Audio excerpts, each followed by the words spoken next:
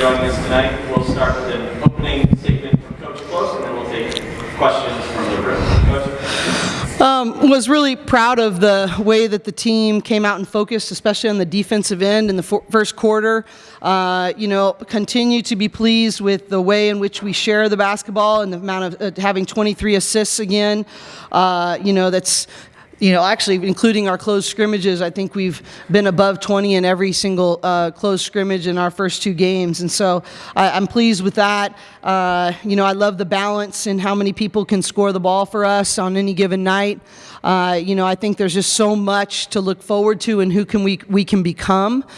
And in that vein, we still don't have the consistency or the habits that we need to be at the level that we want to get to. And so obviously sometimes these games are difficult, but that's my message, that's my really challenge to this team is, what have you learned about yourself so far, and what championship habit do you need to address in terms of your consistency, and then we'll just keep moving forward. But lots of respect for Riverside and how they continue to fight, and appreciate the way their team plays and the way their team fights.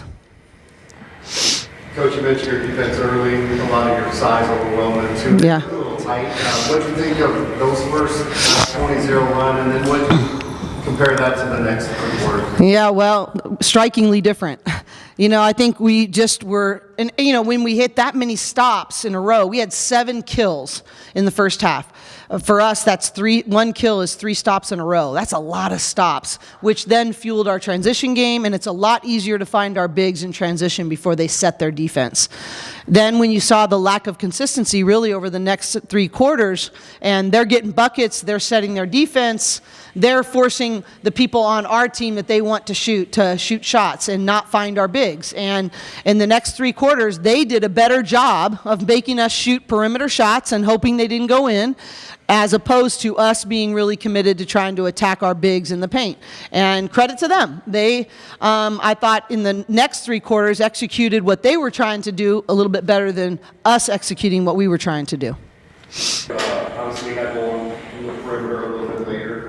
What do you think you guys can learn from, playing solid perimeter defense early and then, having to deal with them getting hot later? Yeah, I think we just have to have better awareness where the 32 was and better talk. And Coach Corey has been emphasizing it. We just need to do a better job of talking of where the shooters are and things like that, and not staying content with what the score was. We need to keep going at them and keep getting stops.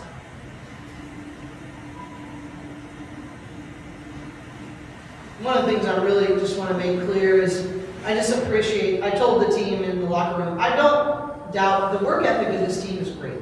It really is good. They come early, they stay late, they want to be coached hard, and they really are earning what they've earned in the offseason. I think Gabriella's a big example of that, how she worked on her 3-point shot all summer long. And just seeing her just step up in her consistency, and we started her at the 4 today because of that. We knew they were going to be small, but we also knew her new ability to stretch the floor was going to be huge for us.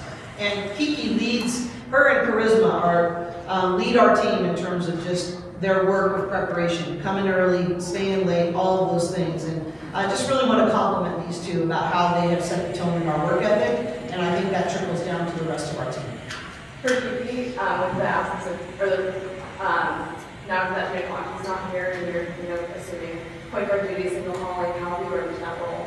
Yeah, I think just definitely becoming more comfortable this year, leading the team, being the main person playing 1 last year, Gina and I kind of switched back and forth. But it was good to have kind of that year's learn from Gina, who has been the point guard at the console for a really long time. But I definitely just feel really confident out there, continuing to work on my communication with Coach Corey and throughout the games.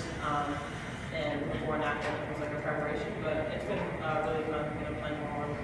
Awesome. And then for Gabriella, last year, next year was about Riverside. That was your first ever start. Now you're starting again, this time this season, and that's coming full circle. What does it mean to you to get starting on today, and where do you go work towards?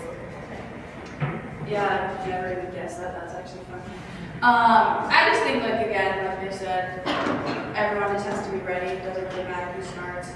As long as we're doing whatever we can to help the team win, I think that's the most important thing. And so if I start, I'm ready to start and I'm just ready to play hard no matter what. It's really, also want to wish luck to all the people. It's not just Emily and Angela, former Bruins and Ira Fields and Noel Quinn and Gina Conti. All of these players. Maybe I'm missing people. Am I missing someone? I don't know. What'd you say?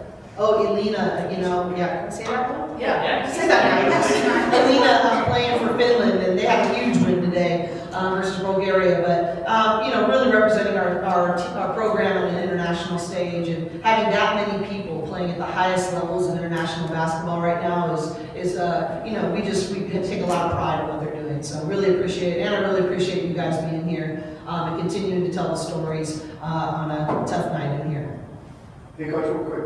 I mean, the ranking, obviously, it's an honor early in the season. Is it more of a target than anything else when you think of what it does for other teams? Well, I definitely think it's a reality in our sport that, if you see a really highly ranked team and, you've grown up your whole life wanting to play really big moments and, an historic Poly Pavilion and with no expectations, they feel freedom. And so, but, I do think it's we talk a lot about that little number never wins your game. And it means nothing other than what kind of potential you have. And so I just, continue to challenge our team to really not listen to the noise. And I think they got a pat on the back. I can't speak for them, but they got a lot of pats on the back after Purdue. And like, oh my gosh, they're going to be good. I know I did, but I just was like, we are just starting.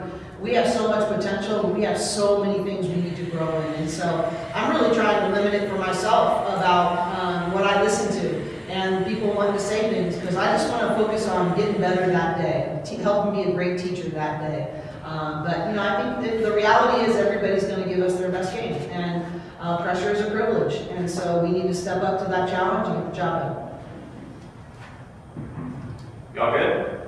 All right, thank you so much. Everybody.